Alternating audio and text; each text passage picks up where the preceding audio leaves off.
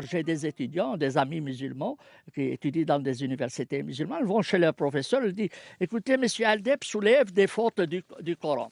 Alors moi, j'ai trouvé en tout et pour tout environ 2500 erreurs linguistiques.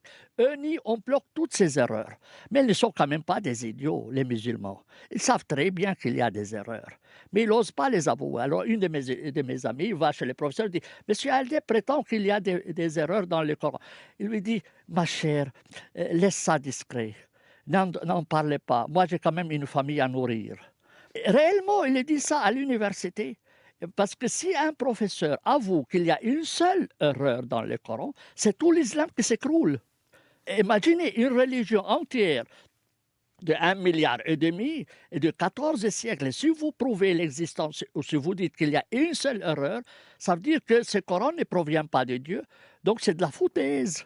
Pour l'islam, c'est la langue qui est à la base de toute la religion. Toute la religion tient à une perfection de la langue. À une perfection de la langue. Alors, si vous le faites, vous commettez un acte d'apostasie. Et vous êtes passible de la peine de mort.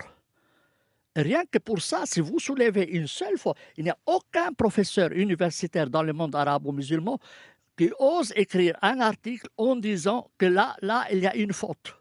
Rien que pour cela, il est passible de la peine de mort. Parce que pour moi, dans tous les cas, le Coran n'est pas parole de Dieu.